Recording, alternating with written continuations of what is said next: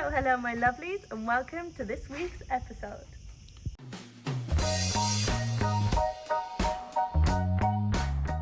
So Victoria, what are we driving today? Well, today I'm too hot and bothered me to be driving today, but I wouldn't mind you taking me for a drive in your little beast.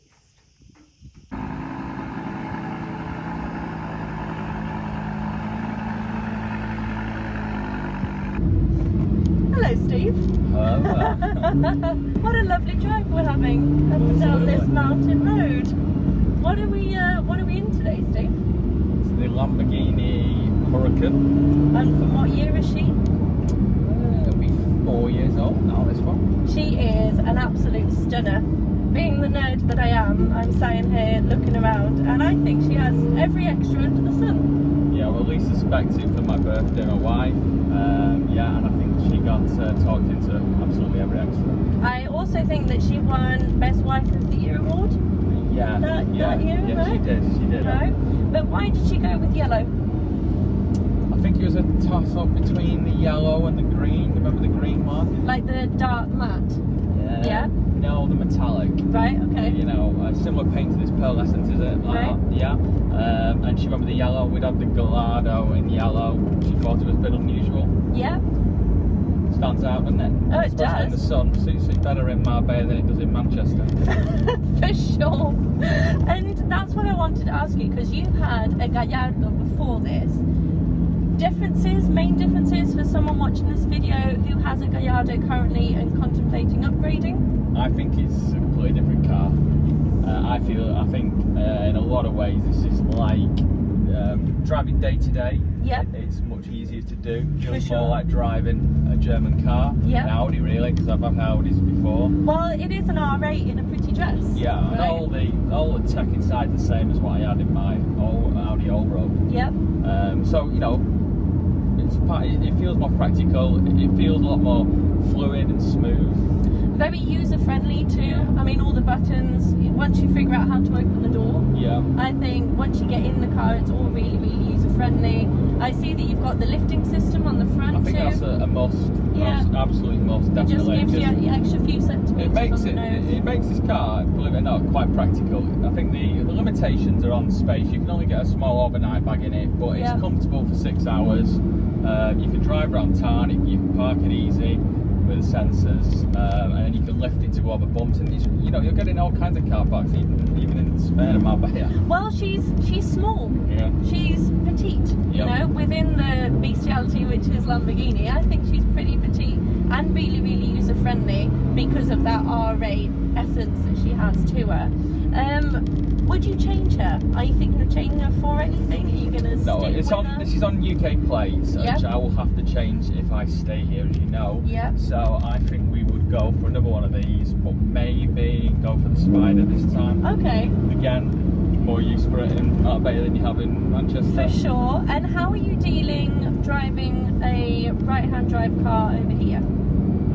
I mean, you seem to be very comfortable on the road because we're flying down. Driving, I've got used to it. I'm absolutely fine with that. You know, bearing in mind we've driven back to the UK, not in this, but in the other car twice in 23 hours. Right, bloody hell. Yeah, but fine. It's just when you're in car parks, the tolls are the worst, because at the tolls you have to get out, run round, and everybody's beeping, going along. Going, look at it, it's not bad, yeah. And is that the only downfall? Like, you live up a mountain road, and there is quite a bit of overtaking. Do you struggle there with the overtaking being on the other side of the road, or are you okay? No, it's not too bad. Not too bad. Is Lisa a good co-pilot? She's great. Is she saying, right, babe, you can go? She's going on video. She's a great co-pilot. Great wife. Great woman. The best wife, the best co-pilot.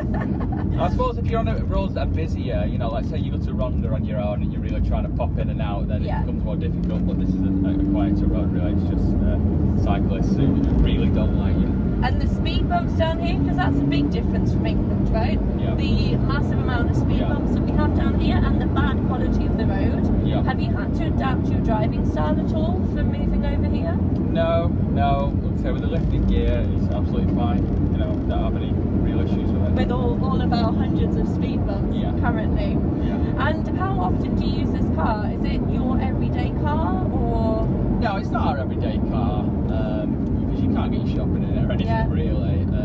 It's for going out in the evenings, you know, the odd weekend trip away in it. You know, so I think we use it 5 days a week, although we might not go beyond, you know, Marbella or Port Venice really. Yeah.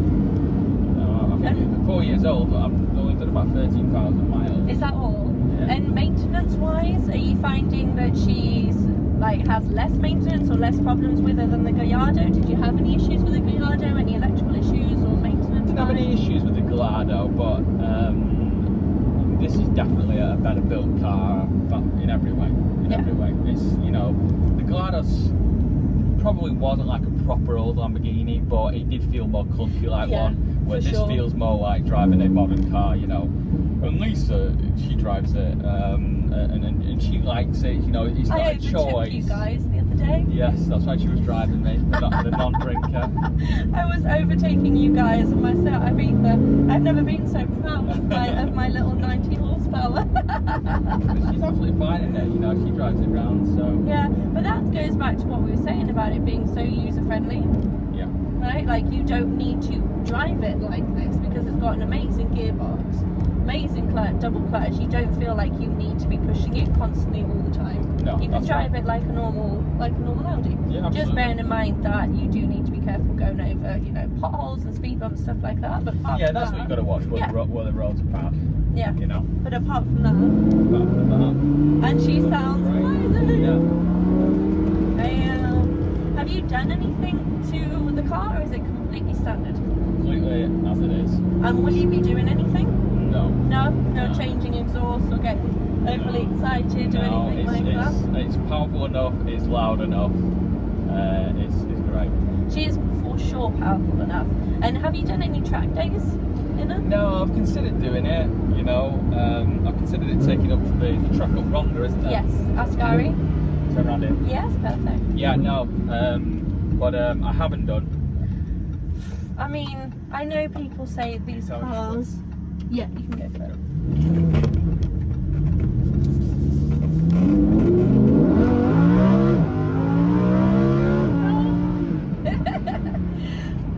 Now, I know a lot of people use these cars for track days. But I think if it's I have this conversation with my friend Fezza because he has an M4 and he keeps putting the M4 on the track, and I keep saying to him, it's your everyday car. Stop putting that car on the track and completely battering I wouldn't want to do it. I really wouldn't want to do it.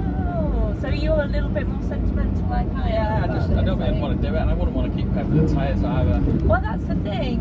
You know, I prefer if you're going to go to a track to get a car for the track day. Yeah, right? Absolutely. Instead of putting your pride and joy into it. Especially the value of these things, yeah, you know. And what else have you got in your garage? Because I saw another little toy there.